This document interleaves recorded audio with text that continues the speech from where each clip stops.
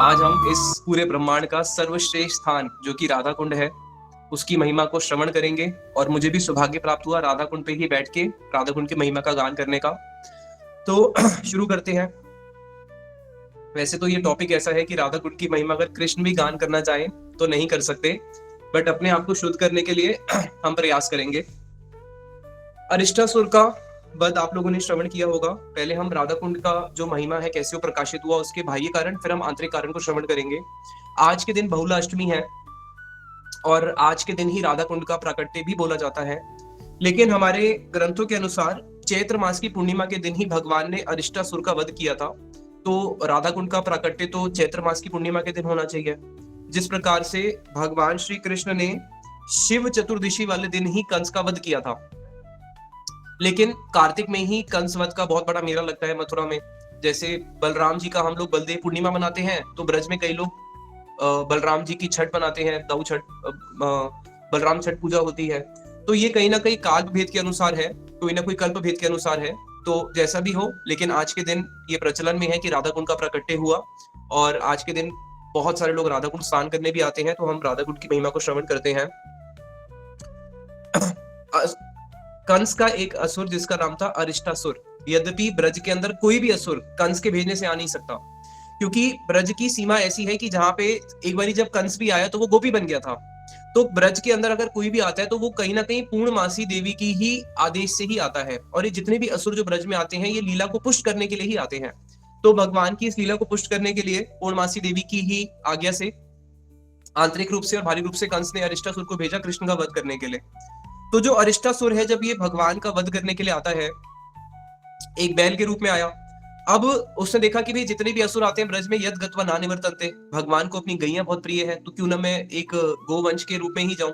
तो जब वो यहाँ पे आया उसका इतना बड़ा विकाल रूप था कि वर्णन आता है कि उसका जो पीछे की साइड थी, उसका जो पृष्ठ भाग था, वो पृष्ठ भाग इतना ऊंचा था कि मानो ऐसे लगता था कि वो पर्वत हो।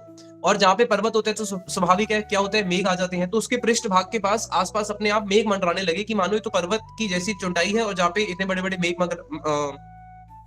वर्षा हेतु वहां पे आ गए हैं। अब इतना बड़ा जो इसका रूप था, और उसके बाद इसकी जो पूंछ दी, इसने अपनी पूंछ को उठा के सारे मेघों को त्रस्त व्यस्त कर दिया। तो सोचो कितना बड़ा इसका विराट रूप होगा। अब जब ये वहां पे आके कृष्ण को मारने के लिए ललकारने लगा, जब आवाज करने लगा, तो इसकी ध्वनि ऐसी थी कि इसकी ध्वनि को सुन के देवता भी कंपित होने लगते थे। और इसकी ध्वनि से जो वहां पे गैया थी जिनके अभी पेट में बच्चा ही था, मानो उनका तो गर्भपात ही हो गया। अब इतना बड़ा एक विराट असुर सामने खड़ा है, तो जितने भी ब्रजवासी हैं उसकी ध्वनि से ही भयभीत हो गए हैं।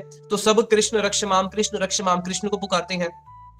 उतने में ही कृष्ण क्या करते हैं, उसको ललकारने के लिए। अब आप इमेजिन करो कहाँ इतना बड़ा विशाल एक मानो पर्वत के समान असुर खड़ा है और सामने एक छोटा सा बालक। तो कहाँ इतना बड़ा पर्वत और कहाँ छोटा सा बालक।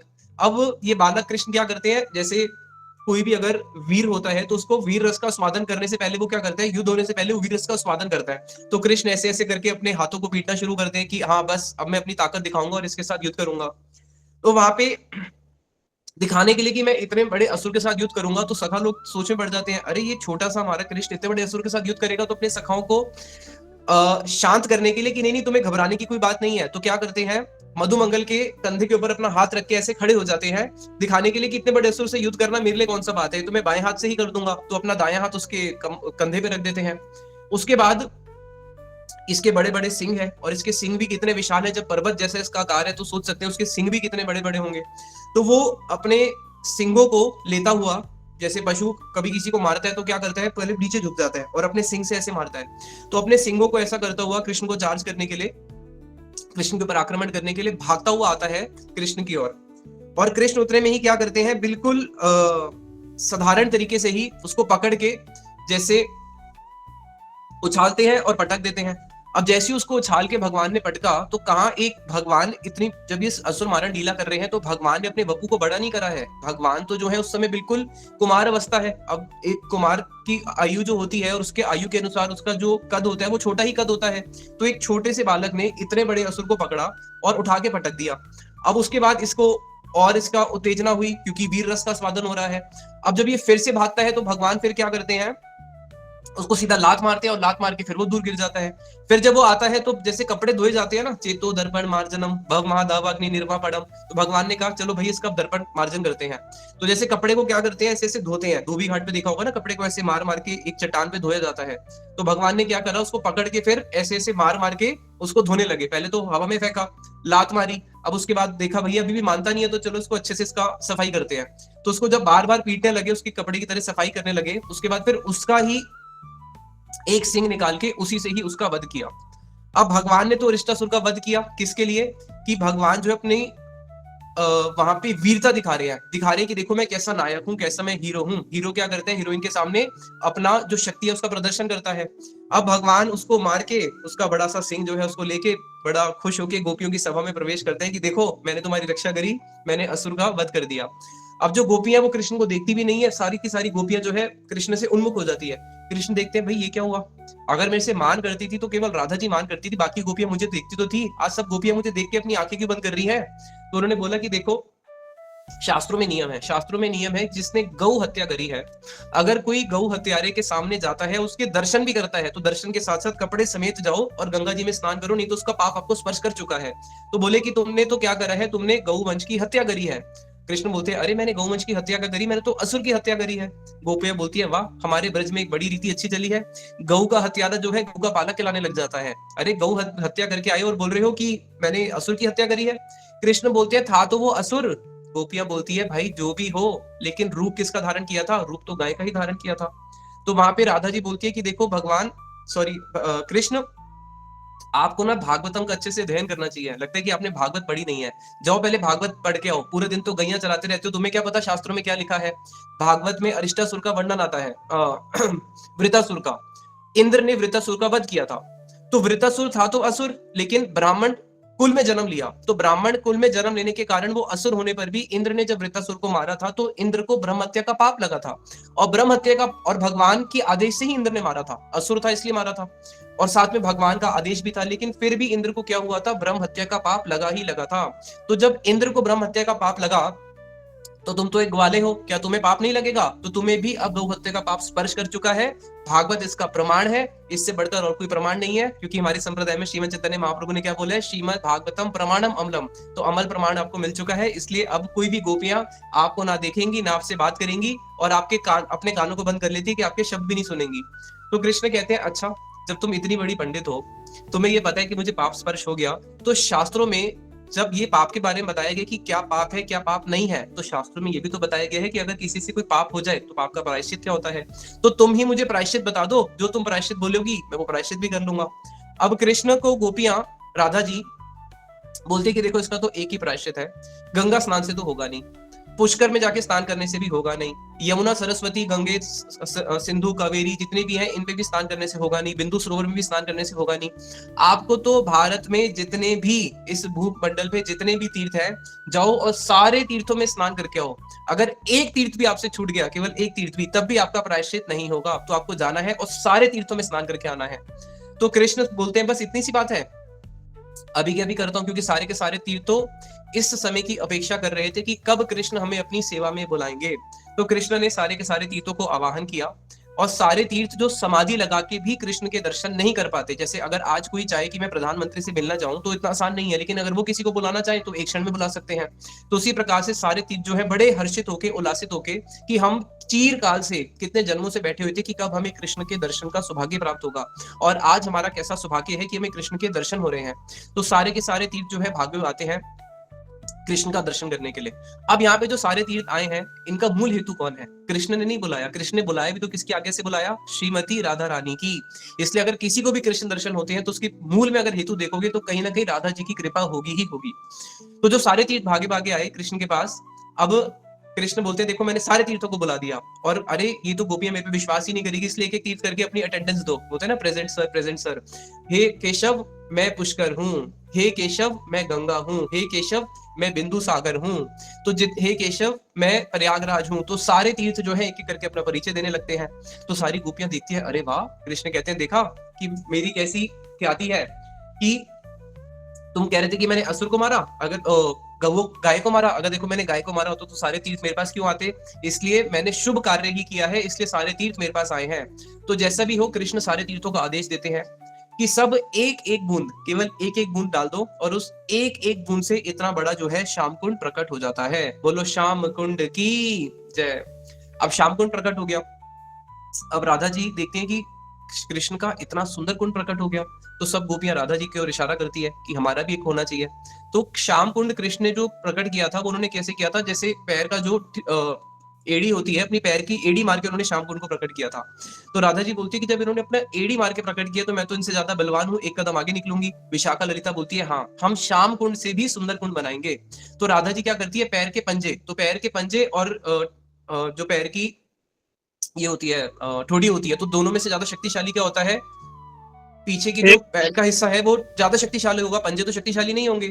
तो राधा जी क्या करती है, अपने पंजे से ही थोड़ी सी मिट्टी को कुरेद देती है, क्योंकि उनको तो आदत भी है। गोपियां जब कृष्ण के दर्शन कर रही होती है तो दर्शन करते करते अपने हृदय में जो उनके कृष्ण के प्रति जो प्रेम की अग्नि है उसको बुझाने के लिए गोपियां क्या करती हैं, या फिर जब वो मान कर लेती हैं तो वो क्या करती हैं, अपने पैर के पंजे से ऐसे ऐसे करके भूमि को कुरेदती हैं।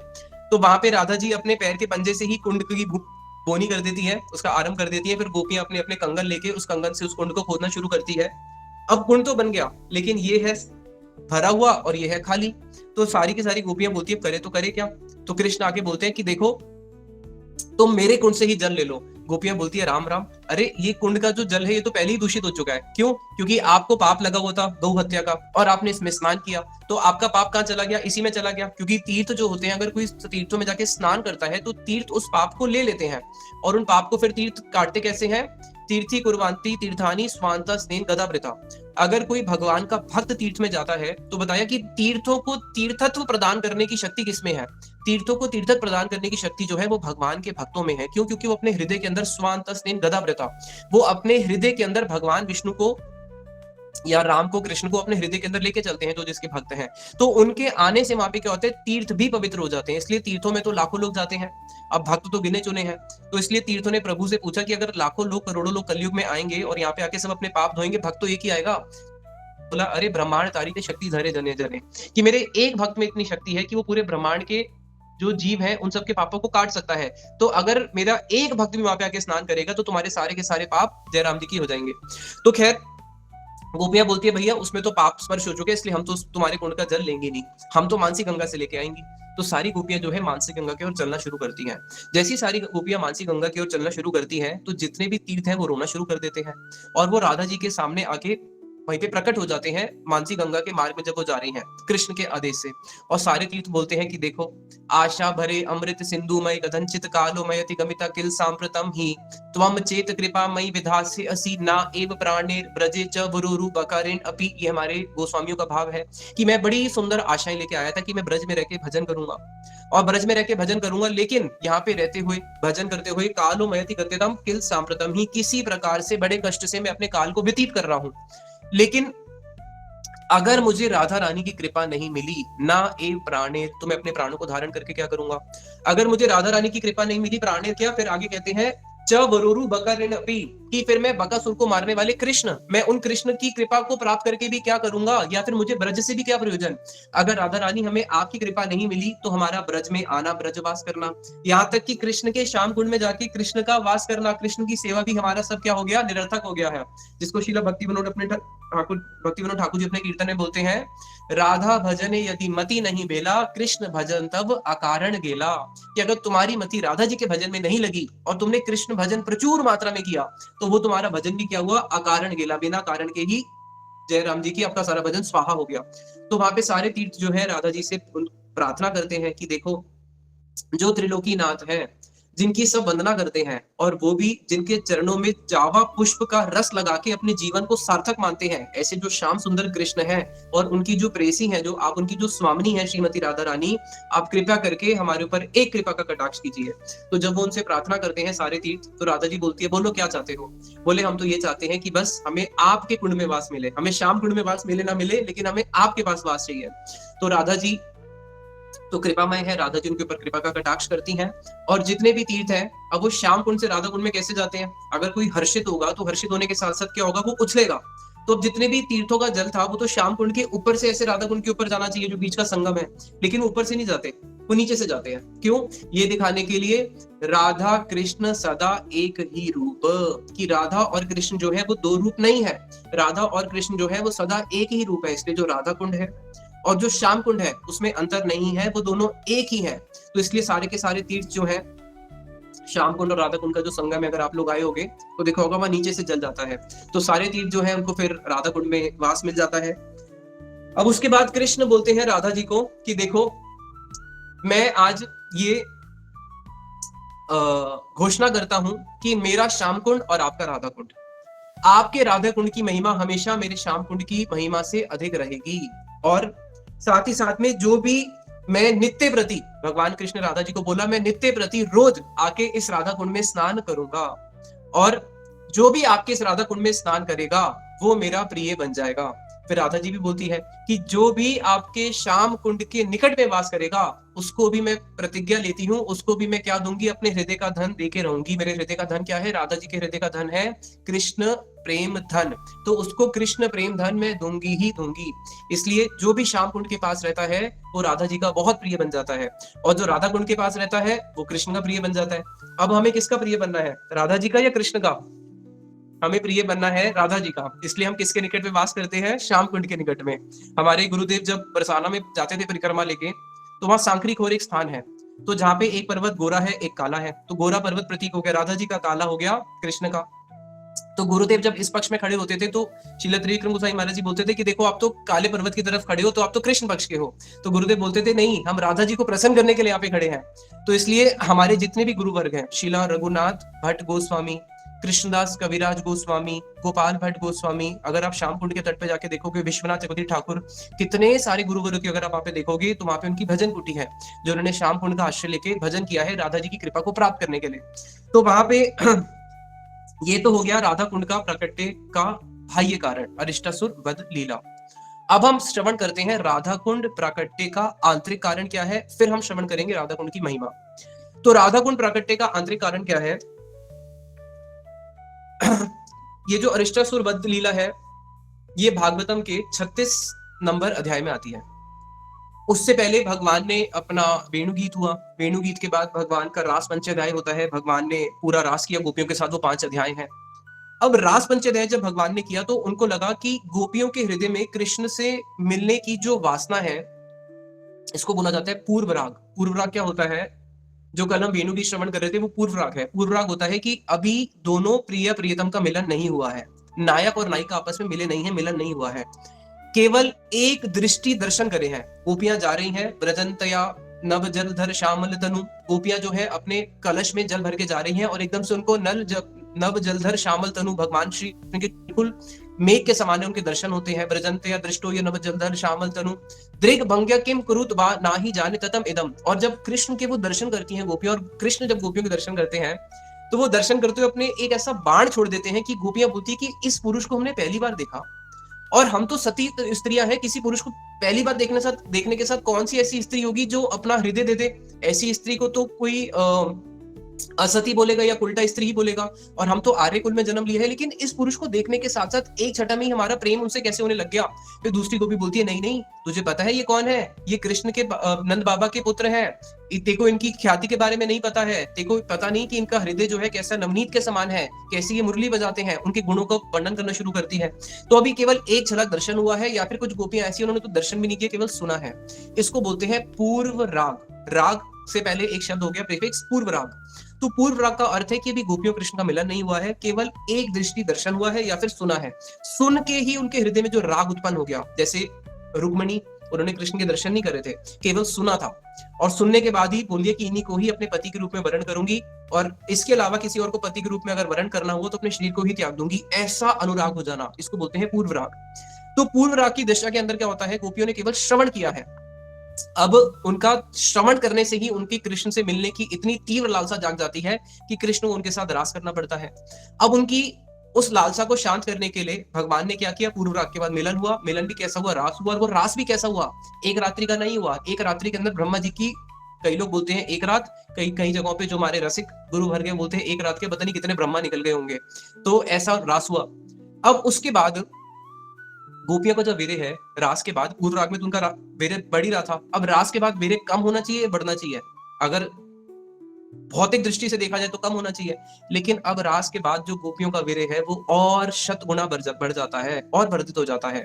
क्यों? क्योंकि अब कृष्ण का पहले तो पूर्व राग में ऐसी स्थिति थी, तो अब तो उनका मिलन हो चुका है, और मिलन भी कैसा हुआ है, वो रात्रि भी कैसी थी, इतनी लंबी रात्रि थी।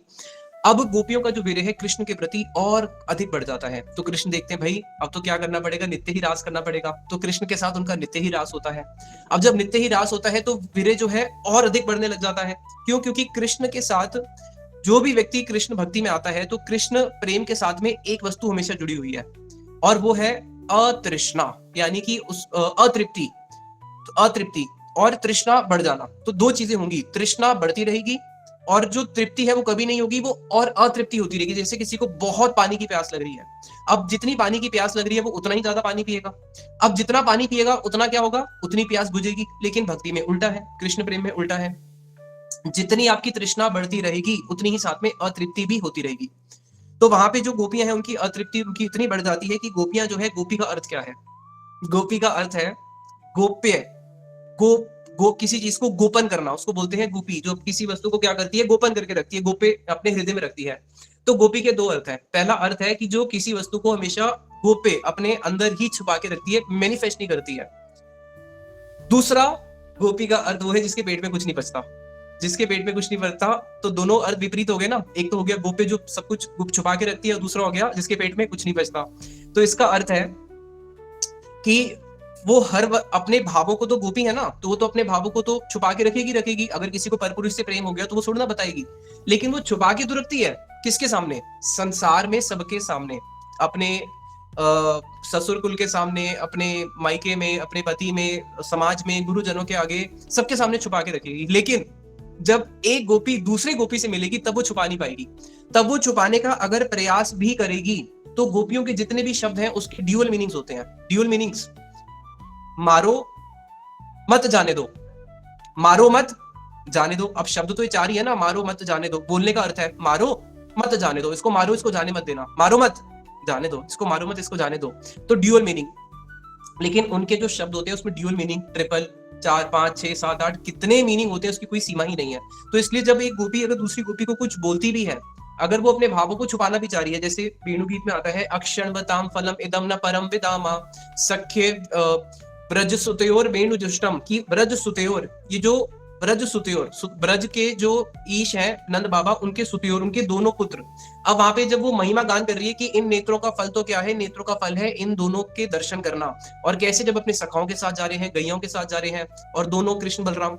अब वहां पे गोपी दोनों का अर्थ नहीं बोलना चाह रही, वो कृष्ण बलराम नहीं बोलना चाह रही, और ना ही वो उनके सखाओं के साथ या गैयों के साथ बोलना चाह रही है, वहां पे तो बोलना चाह रही है कि इन दो नेत्रों का फल है कृष्ण के दर्शन करना। लेकिन वहां पे उन्होंने बात को घुमा दिया कि मेरे कहीं ऐसे ना हो कि मेरे प्रति कृष्ण, मेरा कृष्ण के प्रति जो अनुराग है वो प्रकटित हो जाए, इसलिए अपनी बात को हमेशा छुपाती है। जैसे राधा जी बोलती है मां स्पर्शात, मां मतलब बोलते हैं नहीं कृष्ण मेरा स्पर्श मत करो, मां स्पर्शात, नहीं नहीं, डबल बारी हो गया ना, डोंट टच मी। तो negative plus negative is equal to positive, बचपन में पढ़ा था ना स्कूल में। तो वहां पे उनके हर शब्द कैसे होते हैं, उसका डबल मीनिंग होता है, जिसके अंदर वो अपनी बात को छुपाती भी है और वो मैनिफेस्ट भी हो जाती है। अब कृष्ण ने देखा गोप्य कृष्ण वनम जाते तम अनुत्रत चेतसा, कि अब कृष्ण ने देखा कि गोपियां क्या कर रही हैं, कृष्ण लीला प्रगायन, तो कि अब कृष्ण की लीलाओं का गोपियों ने दिन में भी गान करना शुरू कर दिया। और वो कर कैसे रही हैं, कर तो वो ऐसे रही है कि वो छुपाना चाह रही हैं, लेकिन जिसको पकड़ना है वो पकड़ लेगा। कृष्ण ने देखा भैया जो मेरी रात की लीला है, अगर वो दिन में गाना शुरू करेंगी तो भैया तो गड़बड़ हो जाएगी, अब ब्रज में मैं कैसे, क्योंकि डर लगता है, यही तो परकीय रस है जिसके अंदर छिप छिप के मिलते हैं। अब कृष्ण रात को तो गोपियों से रास कर रहे हैं, लेकिन दिन में बड़ा डर रहे हैं कि भैया तो गोपियां, अब इनका तो दिन में भी इनको कुछ ना कुछ करना पड़ेगा, दिन में भी इनसे मिलना पड़ेगा। तो वहां पे कृष्ण ने क्या किया, कृष्ण ने देखा कि अब मुझे इन गोपियों के साथ दिन में भी रास करना पड़ेगा, रात को तो होता ही है, अब दिन में भी इनसे मिलना पड़ेगा, नहीं तो इनका जो वीर्य है वो और बढ़ता जा रहा है। तो फिर वहां पे कृष्ण इस लीला को आविष्कार करने के लिए पूर्णमासी देवी को इशारा करते हैं कि अब मुझे दिन में मिले तो मिलेगा। तो इसलिए जो राधा कुंड स्थान है, इसकी लोकेशन जो है परफेक्ट लोकेशन है। कैसे, एक तरफ गिरिराज जी हैं और कृष्ण अपनी गैयाओं को चराने के लिए गिरिराज जी की तरफ आते ही हैं, तो इसलिए जो राधा कुंड है वहां से दो मार्ग निकल रहे हैं। एक मार्ग जो है वो जाता है श्याम कुंड होते हुए गिरिराज जी की तलहटियों में, जहां पे हमेशा कृष्ण के सखा उस मार्ग को हमेशा गार्ड करके रखते हैं, कि कोई और भी जातीय व्यक्ति वहां पे नहीं आना चाहिए, और कृष्ण के सखा ही वहां पे जो है गैया चरा रहे होते हैं। अब कृष्ण आए हैं गैया चराने, और वहीं पर पास में गिरिराज जी के पास कौन है, राधा कुंड, श्याम कुंड। तो कृष्ण को मौका मिल गया, गैया चराते चराते वो फिर गोपियों की सभा में आ जाते हैं। और दूसरा मार्ग जो है राधा कुंड का, वो जाता है गौरी कुंड की ओर, जहाँ पे चंद्रावली का स्थान है। तो अब कृष्ण अगर चंद्रावली के पास जाना भी चाहे गोवर्धन से तो नहीं जा सकते, क्योंकि बीच में क्या है, बीच में वॉच टावर बैठा हुआ है, सारी गोपियों का स्थान है, विशेष रूप से उनका गढ़ है, वो हो गया राधा कुंड। तो अगर जाना भी चाहे तो वहां से नहीं जा सकते हैं।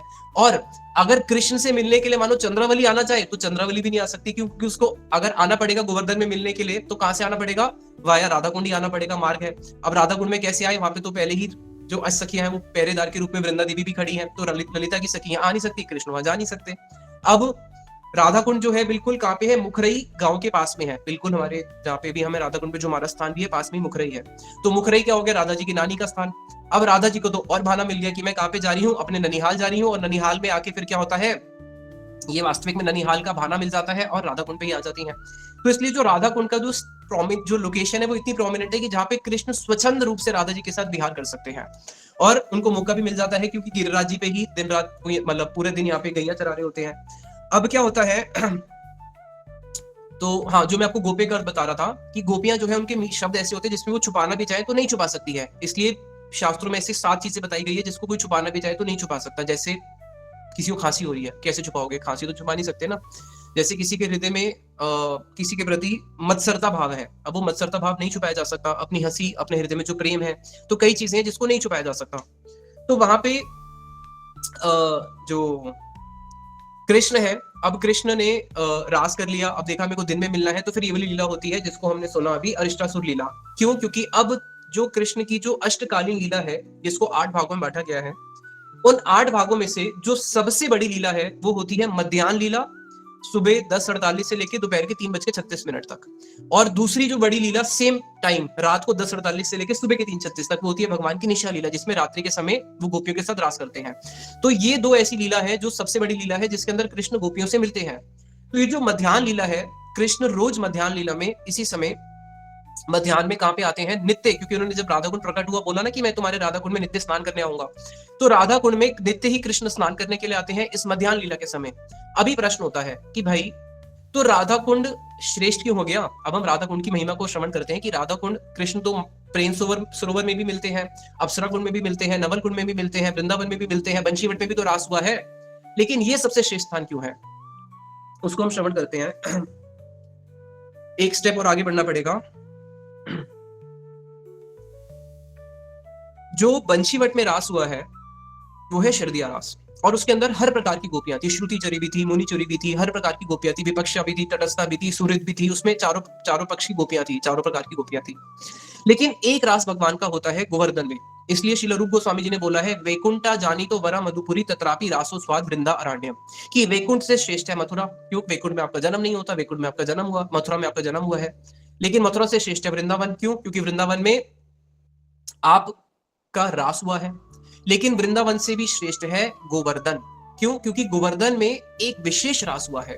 गोवर्धन में एक विशेष रास कौन सा हुआ है, गोवर्धन में, वृंदावन एक तो इसलिए भी श्रेष्ठ है मथुरा से क्योंकि आप वहां पे चरण पादुका का धारण नहीं करते, मथुरा में करते हैं, द्वारका में भी करते हैं, लेकिन ये गोवर्धन में कौन सा रास हुआ है, गोवर्धन में जो रास हुआ है वो रास हुआ है जिसका वर्णन गीत गोविंदम के अंदर जयदेव गोस्वामी जी ने किया है, जिसको बोलते हैं बसंती रास। एक हो गया शरदिया रास, एक हो गया बसंती रास। तो जो बसंती रास है वो शरदिया रास से श्रेष्ठ है। क्यों श्रेष्ठ है, वो उस टॉपिक अभी इतना स्पर्श नहीं करेंगे, लेकिन मुख्यतः इसलिए श्रेष्ठ है क्योंकि वहां पे केवल राधा पक्षी गोपियां हैं और वहां पे अनेक पक्षी गोपियां हैं, और प्रेम और ज्यादा मैनिफेस्ट होता है जहां पे क्या होता है, केवल राधा पक्षी गोपियां होती है। क्योंकि ब्रज में जितनी भी गोपियां हैं उसके अंदर जो राधा जी हैं, राधा जी के लिए शब्द स्वरूप होता है महाभाव स्वरूपा। यद्यपि बाकी गोपियां जो है ब्रज की वो भी इस महाभाव को स्पर्श करती है, लेकिन यही महाभाव जब और आगे बढ़ता है तो ये मोदन और मादन 2 और स्टेप्स आगे बढ़ जाता है, जो केवल राधा जी में है और किसी गोपी में नहीं है। अब कृष्ण जब राधा कुंड पे राधा जी से मिलते हैं, तो इसको एक उदाहरण से समझाने का मैं आपको प्रयास करता हूं। दही खंड घृत मधु मरीच कपूर, इलाची मिलने जैसे रसल मधुर। जैसे दही है, अब एक तो हुआ कि आपने डायरेक्ट दही खा ली, और एक क्या हुआ, दही के अंदर आपने बहुत सारी चीजें ऐड करी। दही के अंदर आपने खंड ऐड कर दिया, घृत ऐड कर दिया, मधु ऐड कर दिया, मरीची कपूर ऐड कर दिया, इलायची ऐड कर दी, तो क्या होगा, वो जो दही है वो और मधुर हो जाएगी। उसी प्रकार से राधा जी का जो कृष्ण के प्रति भाव है, एक होता है जैसे अगर दही ना हो तो बाकी चीज ऐड कर किस में करोगे, तो दही तो चाहिए ना जिसमें ऐड करोगे। उसी प्रकार से राधा जी जब कृष्ण से मिलती हैं, राधा कुंड पे विशेष रूप से राधा जी का एक भाव प्रकट होता है जिसको बोला गया किल किंचित भाव। किल किंचित भाव क्या है, गर्व, अभिलाष, रुदित, स्मित, असूये, भव, क्रोधाम, ये 7 चीजें जब एक साथ प्रकट होती हैं, वो केवल राधा जी में ही हो सकती हैं। और वो कहां पे हो सकती है, राधा जी में ही होगी, और होंगी भी राधा कुंड पे ही होंगी। तो राधा कुंड पे जब कृष्ण राधा जी से मिलते हैं तो उनका किल किंचित भाव प्रकट होता है।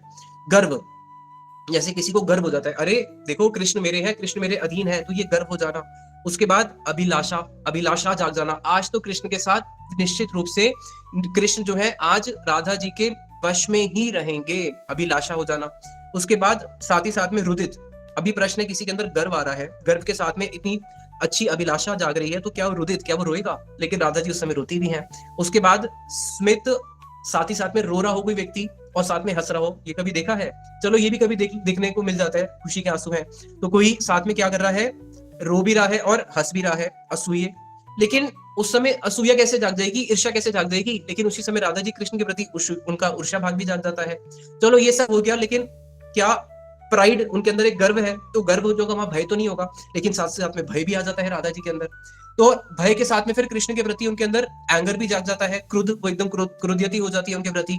तो ये 7 के 7 भाव हर्ष के साथ में जब जुड़ जाते हैं, किसके साथ में, हर्ष के साथ में, तो इसको बोलते हैं किल किंचित भाव।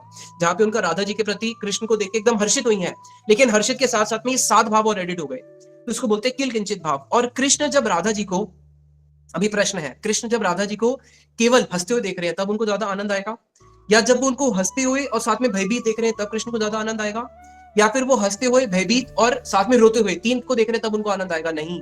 जब कृष्ण राधा कुंड पे राधा जी के किल किंचित भाव के दर्शन करते हैं, जिसके अंदर ये 8 भाव हर्ष के साथ जुड़ के 7 संचारी भाव, हर्ष के साथ ये 7 भाव जुड़ के जब किल किंचित भाव में जब वो राधा जी के दर्शन करते हैं, तो चैतन्य चरितामृत ने बताया कि उस समय कृष्ण को कैसा आनंद आता है। ए भाव युक्त देखी राधा अस्य नयन, अब ये सारे के सारे भाव राधा जी के नेत्रों में कृष्ण दर्शन कर रहे हैं।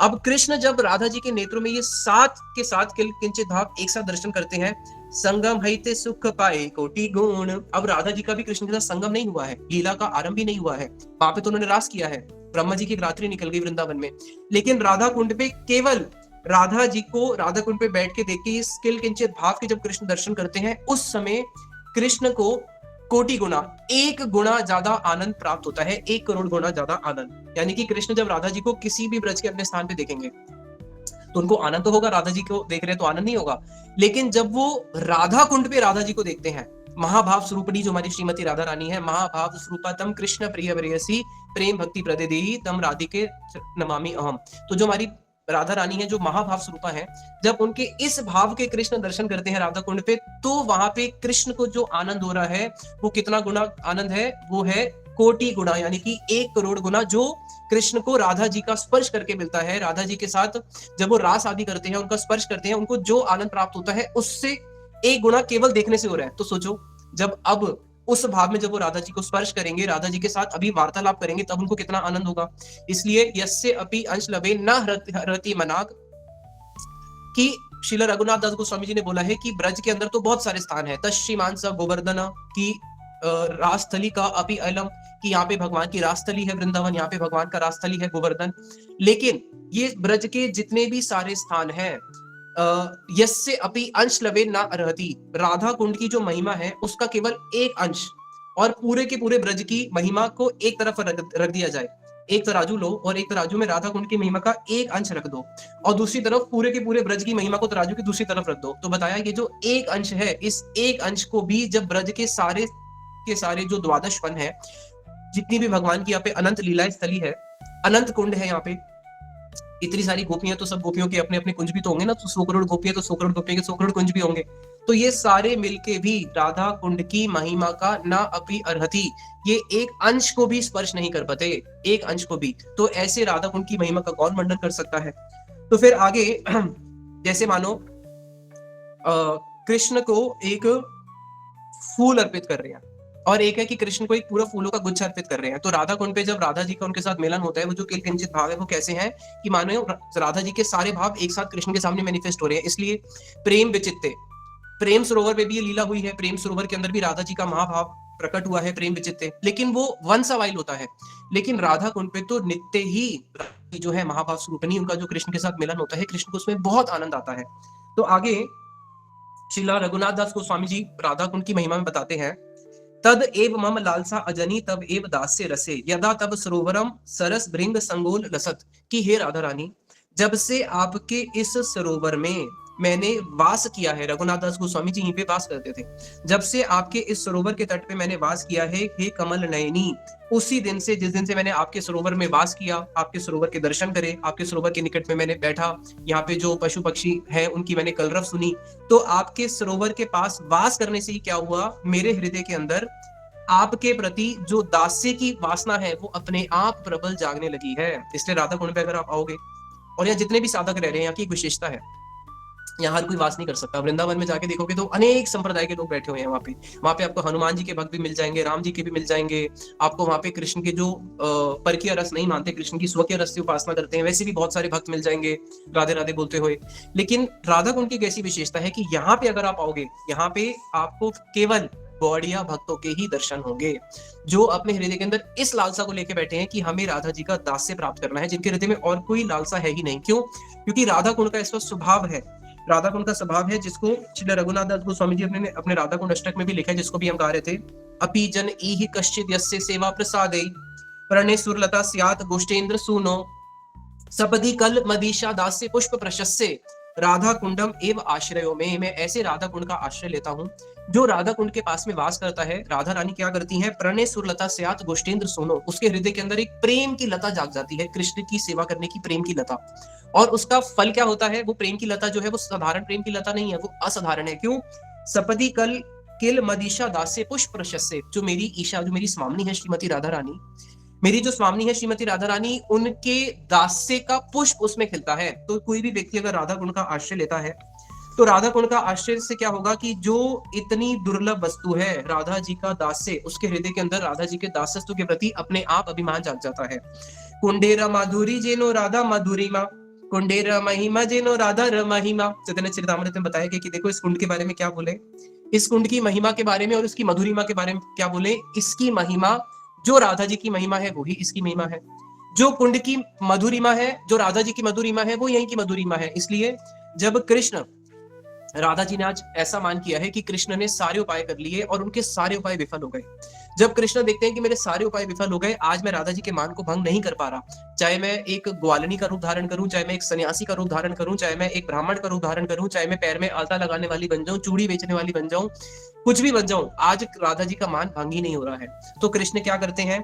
श्री कृष्ण जखन राधा दर्शन लागी उत्कंठित है, जब कृष्ण बड़े उत्कंठित हो जाते हैं कि आज राधा जी के दर्शन नहीं हो रहे, सकल उपाय विफल है या राधा कुंड आश्रय लय, मेरे सारे उपाय आज विफल हो चुके हैं। तो वही कृष्ण क्या करते हैं? राधा कुंड में आके राधा कुंड का आश्रय ग्रहण करते हैं। और जैसे ही कृष्ण राधा कुंड का आश्रय ग्रहण करते हैं, वो कृष्ण जिन्होंने राधा जी के मान को तोड़ने के लिए सारे प्रयास करे और हार के फिर आखिरी में बोल देते हैं कि जब मैं राम के रूप में आया तब भी मुझे इतना प्रयास नहीं करना पड़ा सोने की लंका पे विजय करने के लिए, और जब मैं वरा रूप में आया इतनी बड़ी पृथ्वी को धारण करने के लिए मुझे इतना प्रयास नहीं करना पड़ा, यहाँ तक कि जब मैं वामन रूप में आया तब भी मैंने त्रिविक्रम रूप धारण करके इतना प्रयास नहीं करा।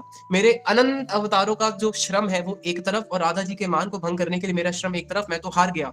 सारे उपाय जब विफल हो जाते हैं, तत्काले राधार पाए दर्शन ए मत कुंड प्रभाव, उस समय जब वो राधा कुंड पे आते हैं और जैसे ही राधा कुंड का आश्रय लेते हैं तो उनको उसी समय राधा कुंड पे क्या होता है? राधा जी के दर्शन हो जाते हैं।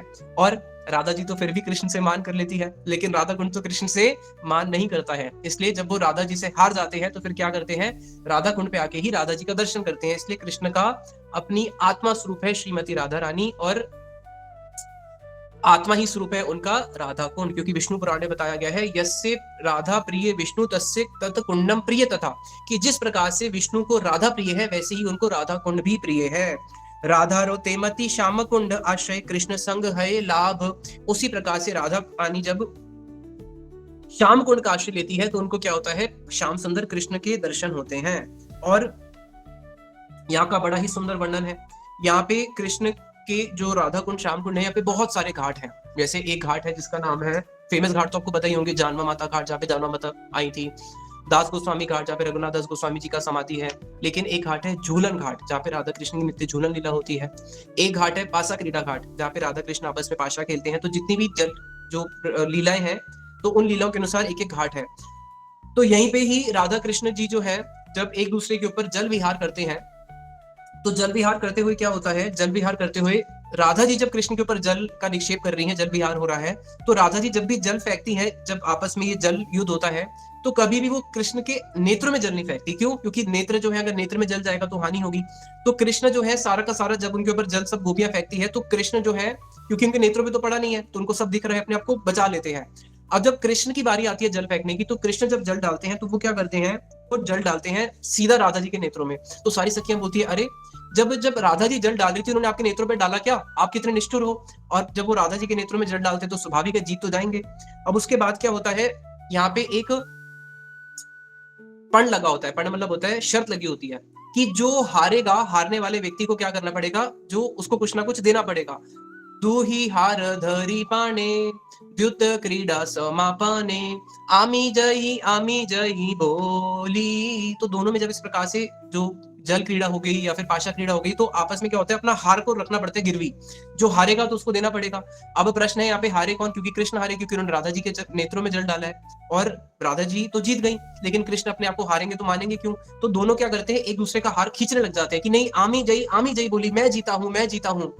हार संग्रह ते कबे। तो दोनों जब इस प्रकार से कला करते हैं, तो हार टूट जाता है। तो यहाँ पे हमारे रघुनाथ दास गोस्वामी जी प्रार्थना करते हैं, हार संग्रह ते कबे ए दासी नियुक्त हबे, कि कब ऐसा सौभाग्य होगा कि मेरे को उस जो टूटी हुई हार की मोतियों की माला गिरी हुई, कब मुझे उसको एक एक करके वापस बोने का मुझे सौभाग्य प्राप्त होगा। फिर राधा जी अपने इशारे से ही क्या करती हैं, इशारा करती हैं कि इस माला जो टूट गई है उसको उठाओ। तो इस प्रकार से यहाँ पे बड़ी ही सुंदर सुंदर राधा कुंड पे राधा जी की लीलाएं होती है। और यहाँ पे जब कृष्ण जब हार चुके हैं, अब देखा कि मेरे को राधा जी के दर्शन नहीं हो रहे, तो राधा जी जब कृष्ण जब राधा कुंड पे आते हैं, इसको बड़ा ही सुंदर हमारे एक भक्त ने वर्णन किया है कि वो कैसे आते हैं। श्री कृष्ण प्रेम बेखारी, श्री कृष्ण प्रेम बेखारी, राधा प्रेमेर भंडारी। श्री कृष्ण प्रेम बेखारी, राधा प्रेमेर भंडारी। कि यहाँ पे क्या है, कृष्ण जब यहाँ पे आते हैं, वो प्रेम के भिखारी बन के आते हैं। और राधा जी कैसे बन के आती हैं, राधा जी प्रेमेर भंडारी। राधा जी का हाथ ऐसे होता है, भंडारी है, और कृष्ण का हाथ ऐसे होता है क्योंकि वो भिखारी हैं।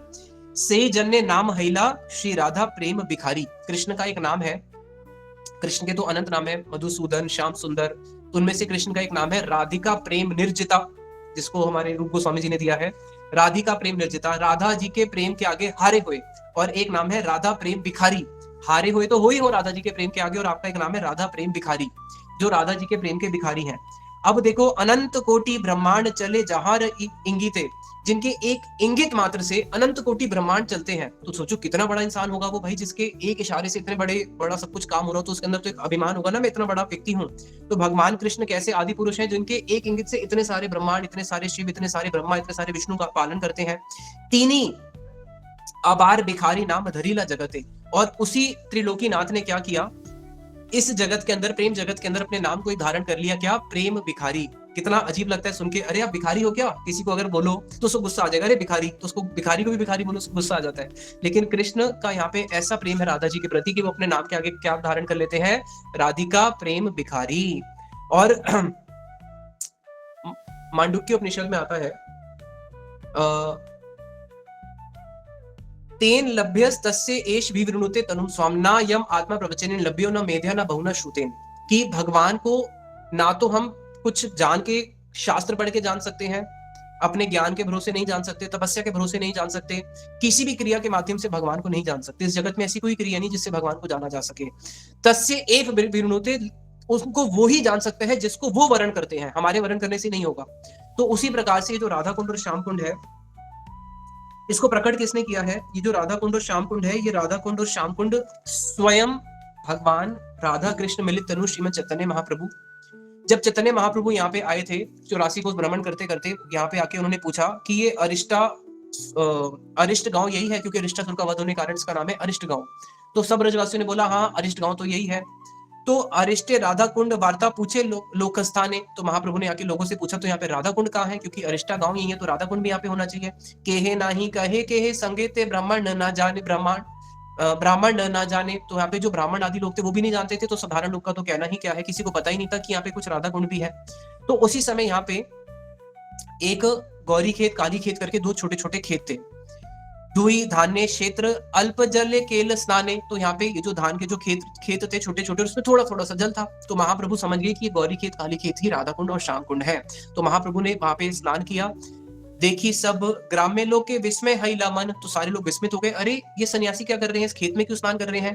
प्रेमे प्रभु करे राधा कुंडे रस स्तवन, तो महाप्रभु एकदम प्रेम में विभावित होकर राधा कुंड का स्तवन करना शुरू करते हैं।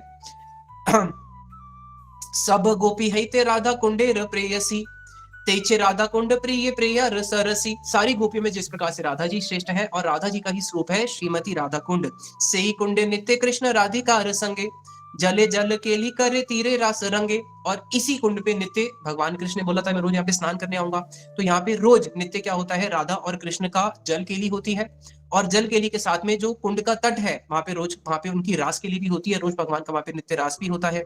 से ही कुंडे से ही एक बार करे स्नान, तारे राधा सम प्रेम कृष्ण करे दान, जो भी राधा कुंड में केवल एक बारी स्नान करता है, केवल एक बारी स्नान करने से ही क्या होता है, कृष्ण जो है उसको राधा सम प्रेम, उसको जो है गोपियों का जो प्रेम है कृष्ण उसको दान करते हैं। और तो कहना ही क्या, एही कुंड एक बार जेकर स्थान, यम राजे क्षमता नहीं करी बेशासन, किसी ने अगर एक बारी भी राधा कुंड में स्नान कर लिया तो यमराज के पास इतनी शक्ति नहीं है कि उसके ऊपर कभी शासन कर सके, तो एक बारी यहाँ पे स्नान करने का इतना महत्व है। तो जो राधा कुंड पे रहता होगा उसका तो फिर कहना ही क्या है।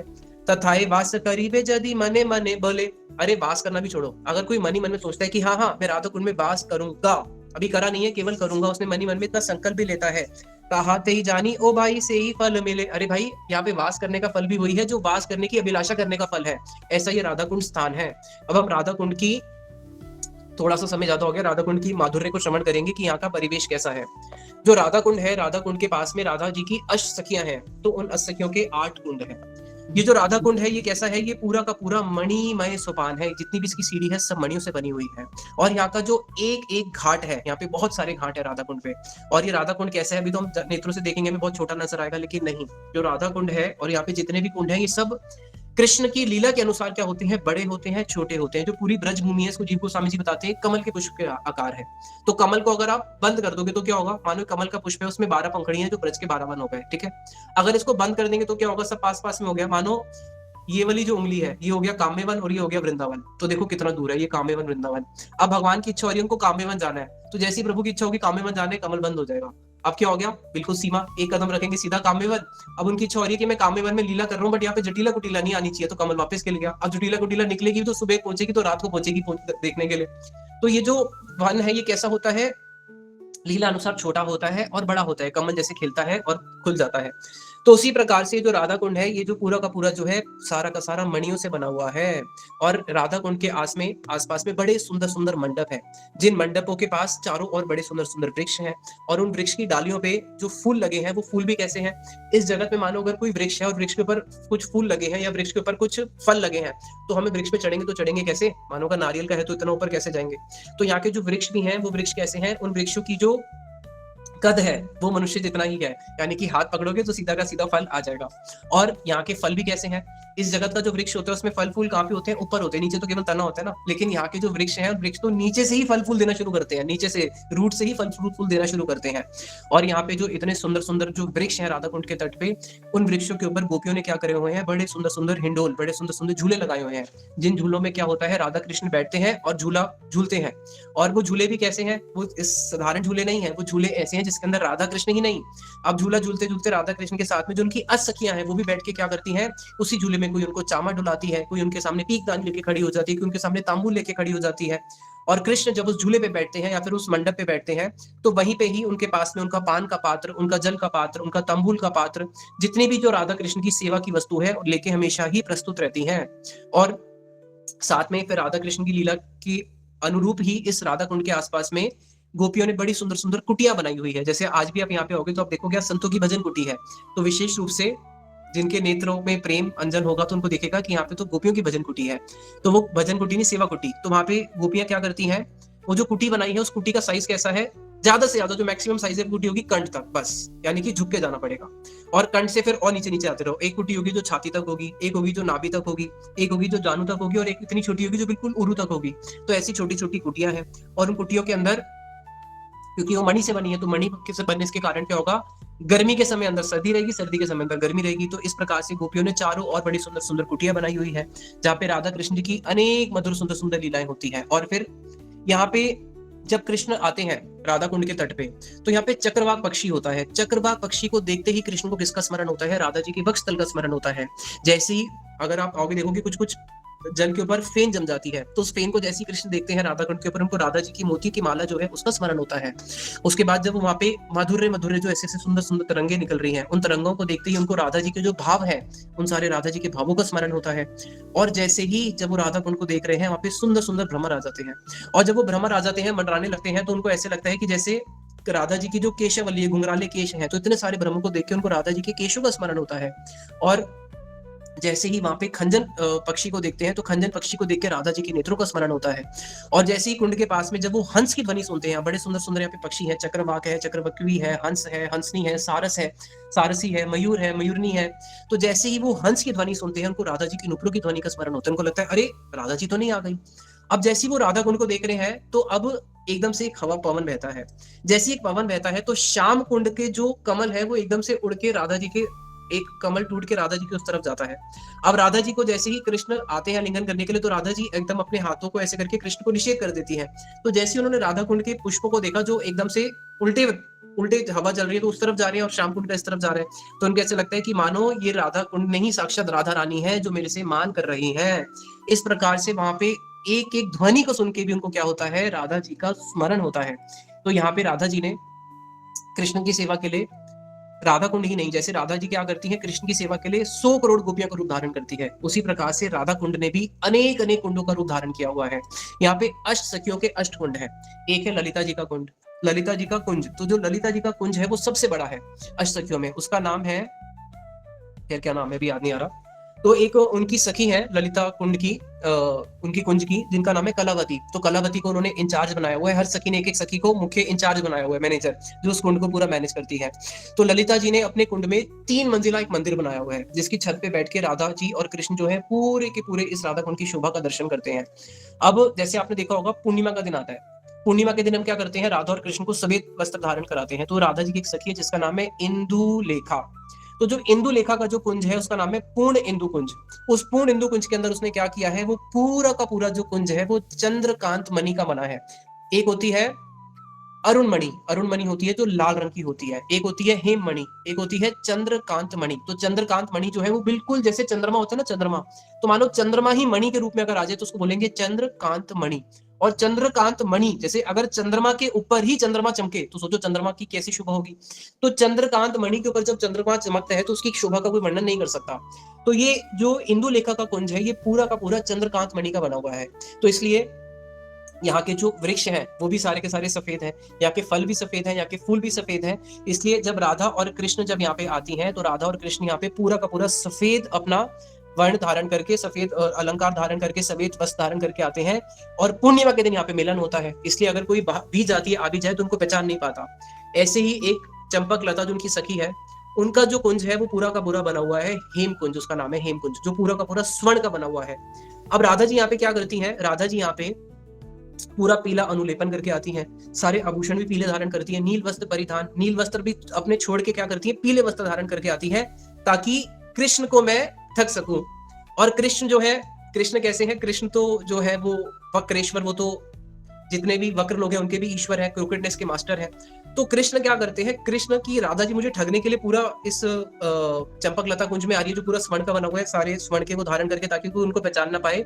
तो कृष्ण क्या करते हैं, गौर रूप धारण कर लेते हैं, महाप्रभु का रूप, और पूरा का पूरा गौर बन होके वहीं कुंज में चुपचाप बैठे होते हैं।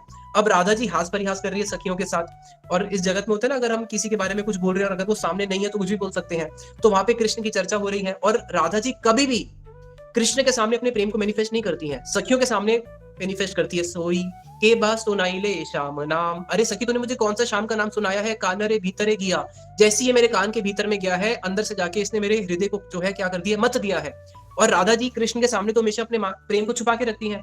अब सब सखियों के सामने कृष्ण का सारी सखियां आराम से बड़ा सुख होके गुणगान कर रही हैं। और कृष्ण सोच रहे हैं कि जब मैं यहाँ पे आऊंगा तो ये सोचे कि मैं इनको देख नहीं पाऊंगा, लेकिन इनको पता नहीं है कि ये ही मुझे नहीं देख पा रही, क्योंकि कृष्ण वहां पे क्या करते हैं, खुद ही गौरवट बन के चुपचाप बैठ के उन सारी लीलाओं को सुनते रहते हैं और बड़े आनंदित होते हैं।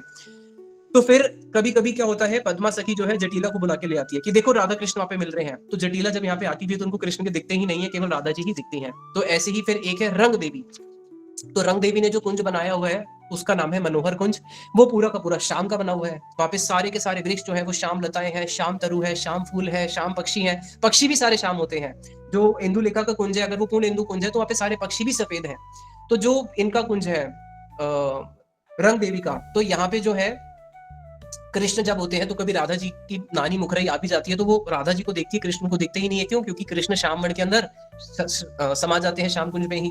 ऐसे ही एक है तुंग विद्या जिसका अरुण कुंज है जो लाल बना है, सुदेवी है जिसका हरित कुंज है जो हरे से बना है, चित्रा का कुंज है, विशाखा जी का कुंज है। तो ये जो पूरा का पूरा स्थान है, ये कुंडों का जो स्थान है, यहाँ पे कुंड भी है और कुंज भी है। जैसे हम लोग राधा गोविंद देव जी मंदिर जाते हैं तो वो राधा गोविंद देव जी मंदिर नहीं है, वो राधा गोविंद देव कुंज है। हम लोग राधा दामोदर मंदिर जाते हैं, वो राधा दामोदर कुंज है। हम लोग राधा श्याम सुंदर जाते हैं तो हम राधा श्याम सुंदर मंदिर नहीं जा रहे, वो राधा श्याम सुंदर कुंज है। तो इसी प्रकार से कुंड और कुंजों से व्याप्त ये पूरा का पूरा राधा कुंड है। और हम लोग बहुत धन्य हैं, बहुत धन्य है। क्यों?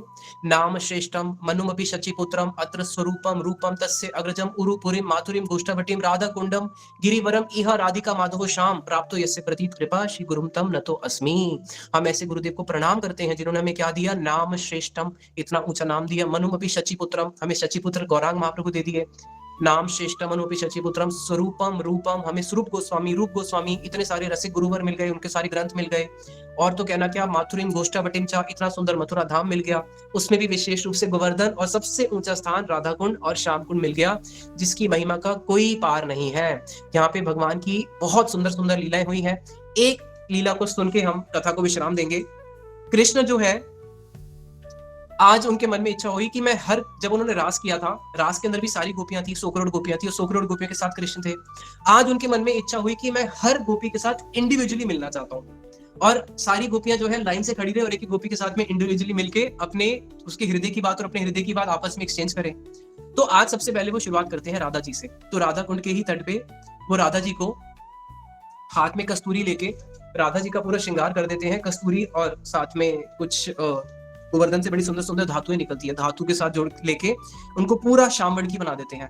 और उनके हाथ में फिर क्या करते हैं, सर पे मोर मुकुट दे देते हैं, पीतांबर बना देते हैं और अपनी मुरली भी कृष्ण राधा जी को दे देते हैं। और उसके बाद उनके हाथ में एक जप माला दे देते हैं और रुद्राक्ष की ओर बोलते हैं चुपचाप बैठ के यहाँ पे जप करना है। कौन सा जप करना है? राधे राधे राधे। शाम कुंड पे जब कृष्ण स्नान करने आते हैं तो राधा जी का नाम जप करते हैं और कृष्ण भी साथ में बैठ जाते हैं, लेकिन उनके हाथ में माला नहीं है। अब सारी सखियां जब अंदर आती हैं राधा कुंड के तट पे, देखती हैं कि अरे ये क्या हो गया, दो दो कृष्ण कहां से आ गए। एक कृष्ण ने हमारे लिए जीना वो करके रखा हुआ था कि हम अपने घर पे नहीं जा पाती, अब अगर ब्रज में दो कृष्ण आ गए तो हमारी क्या गति होगी। तो सारी की सारी सखियां जो है भागती हैं और वृंदा जी के पास। अब वृंदा जी जो है वो हमेशा राधा जी का पक्ष लेती हैं, लेकिन कभी कभी लीला पुष्टि के लिए वो कृष्ण का पक्ष भी ले लेती है। वृंदा जी आप ही बताओ कि अब इन दोनों में से कृष्ण कौन से वाले हैं, ये कृष्ण है या वो कृष्ण है। तो वृंदा जी बोलती है कि देखो, जिनके हाथ में माला है वो वास्तविक कृष्ण है वो राधा, लेकिन वो वास्तविक कृष्ण है। और वो क्या कर रहे हैं, मंत्र जप करके उन्होंने राधा जी को जो है कृष्ण बना दिया है, और इसलिए उनके मंत्रों में ऐसी सिद्धि है कि जो भी उसके निकट गोपी जाएगी वो कृष्ण बन जाएगी। तो अब सारी गोपियां समझ लेती है कि जो माला जिसने पकड़ी हुई है वो कृष्ण है, और साथ में जो कृष्ण बैठे हुए हैं ये हमारी राधा रानी है, लेकिन है वो वास्तविक में वही कृष्ण। तो फिर क्या होता है, जो गोपियां हैं कृष्ण खड़े होकर उनके पास जाते हैं और राधा जी की आवाज में बोलते हैं, अरे ललिते, अरे विशाखे, तुझे पता है मेरे साथ क्या हुआ है। इस कृष्ण ने माला करते करते कौन सा ऐसा मंत्र पढ़ा कि मैं पूरी कृष्ण बन गई। तो वहां पे ललिता बोलती है कि अगर तू पूरी कृष्ण बन गई तो तेरी आवाज, अरे मेरी आवाज कैसे तैसे बच गई, क्योंकि जब ये मंत्र पढ़ रहा था तो उसी समय क्या हुआ, मैंने अपना मुंह बंद कर लिया था, तो मंत्र और कुछ औषधि फेंक रहा था, तो उस समय वो औषधि मेरे मुंह में नहीं गई, इसलिए मैं बच गई, लेकिन पूरा शरीर जो है मेरा कृष्ण बन चुका है, अब मैं करूं तो करूं क्या।